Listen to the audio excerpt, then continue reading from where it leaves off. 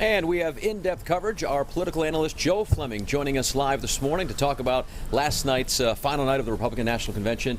The president spoke, Joe, for over an hour last night. What did you make of the speech? Well, it was a very long speech, Patrick. I think the president accomplished what he wanted to. The question is how many people stayed up and watched the whole thing to the very end.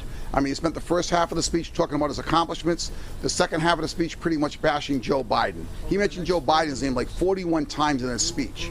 So he really took aim at Joe Biden, trying to put fear in the voters' minds. A lot of red meat in that speech, a lot of substance, especially for his base, but with a lack of outreach to moderates and independents, will that hurt him? Well, I think what he's trying to do here is he wants to solidify his base. He wants to motivate his base to get them out to vote. That's the first thing he's trying to do.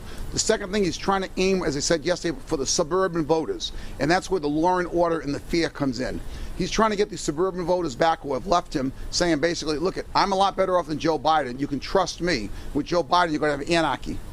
So the coronavirus, obviously a huge topic of conversation in this country right now. It was just about halfway through his speech last night that topic even came up. Was that a good strategy? Well, obviously, I think Donald Trump would like to put the coronavirus behind him. They try to do that when they talk, but he's also trying to say now, you're a lot better with me with the coronavirus than you would have been with Joe Biden. You know, I got things done. We're getting a vaccine. We're going to move forward. But again, the coronavirus is a real Achilles heel for Donald Trump, and it's going to remain that way, I think, throughout the campaign. So watching the speech last night, the optics, we like to call it, Joe, was the crowd on the White House lawn. Huge crowd. Not a lot of people wearing masks. How can the president say he's leading on this issue, or at least trying to, while really not setting an example during this convention? Well, Patrick, I think you're right. That is a problem. He's saying wear a mask, but you have a crowd of 1,500 people with no mask. It does not set a good example for the general public in the United States.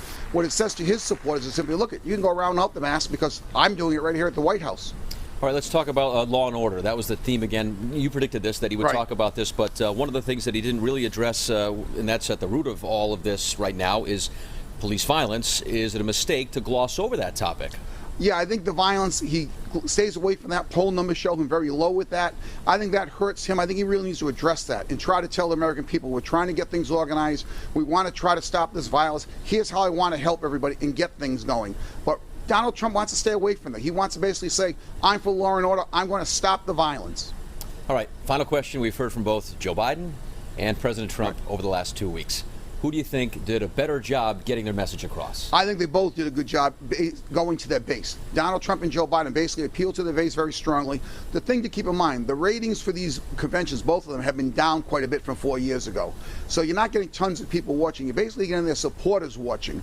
So you're basically preaching to the choir at this point. You're not really hitting those independent, undecided voters. All right, Joe, thanks for coming in. Great analysis as always. Danielle, send it back inside to you.